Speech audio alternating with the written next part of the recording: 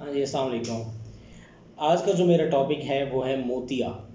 Cataract इसको कहते हैं इंग्लिश में। मोतिया ऐसी ये बीमारी ऐसी है जो उम्र के हिसाब से आंखें जो हैं जब हमारी धुंधली होना शुरू हो जाएं और जब हम उसकी एग्जामिनेशन करें आँखों की, तो आँखों के अंदर जो है वो सफ़ेद सफ़ेद हमें निशान महसूस, हमारी जो आँखों की जो ब्लैक है, ये जो प्यूपिल है, इसके नीचे बिल्कुल पड़ा था, आयरस के नीचे पड़ा था लेंस। ठीक है, उस लेंस के अंदर जो है वो ओपेसिफिकेशन शुरू हो जाती है, धुंधलापन शुरू हो जाता है, तो उसको हम कहते हैं मोतिया। ठीक है, अब इसकी कॉजेज़ क्या हैं? इसकी कॉजेज़ ये हैं कि एक तो ऐसे पेशेंट जिनको शुगर हो, ऐसे मरीज़ जो हाइपरटेंशन का शिकार हो, बीपी का शिकार हो, ब्लड प्रेशर का मसला हो, और ऐसे मरीज़ जो उम्र के साथ साथ, उम्र का तकाजा भी इसमें होता है, एज रिलेटेड भी मैकुलर डिजनरेशन होती है, एज रिलेटेड भी ओबेसिफिकेशन होती है।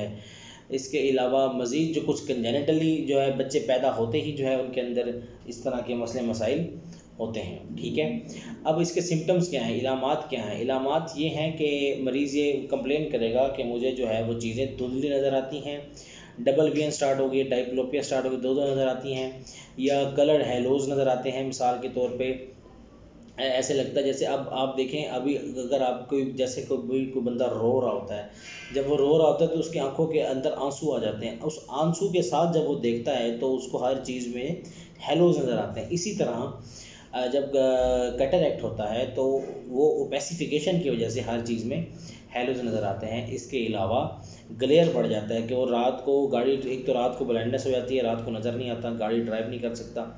दूसरा ये मसला हो जाता है कि उसको सामने वाली लाइट जो है वो गाड़ी की ज़्यादा लगती है शीशे के अंदर, तो इस लिहाज से जो है वो कैटरेक्ट के जो है ये वाले सिम्टम्स आते हैं।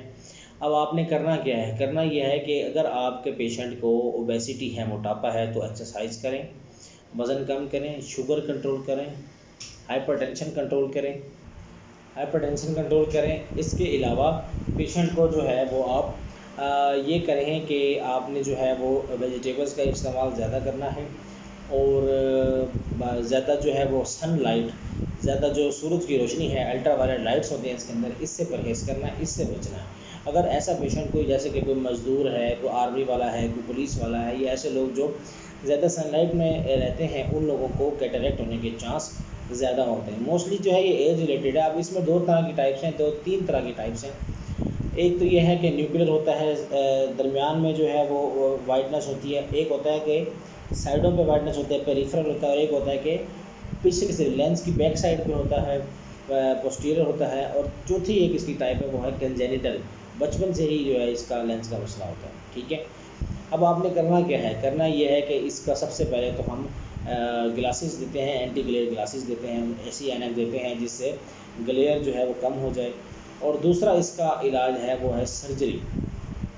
हम जो है वो आर्टिफिशियल लेंस डाल देते हैं, ये वाला लेंस निकाल के दूसरा लेंस डाल देते हैं। अब लेंस बहुत ज़रूरी है, अगर हमारे पेशेंट का लेंस सही ना हो तो वो सही से फोकस नहीं कर पाता। लेंस क्या है, उसका काम ये है, फ्लेक्सिबल होता है, वो चीज़ों को फोकस करता है। करीब अगर हम एकदम दूर से देखते देखते करीब ले आएँ, तो ये जो करीब लाना है ये किसका काम है? ये है लेंस का काम। ठीक है, लेंस जो है वो पॉइंट ऑफ फोकस को चेंज करता है। ठीक है, तो लेंस बहुत ज़रूरी है किसी भी आँख के अंदर, और अगर उसके अंदर मोतिया होता रहे तो उसका एक ही फुल फ्लैज हल यही है कि आप जो है वो लेंस की सर्जरी की तरफ जाएं, लेंस निकलवा के दूसरा लेंस लगवाएं। ठीक है, इसके अलावा किसी और की बातों में ना आए, ये बाकी सब जो है, और ये सिर्फ आई सर्जन का ही काम है, किसी और सर्जन के पास इस मसले को लेकर मत जाएं। Thank you so much.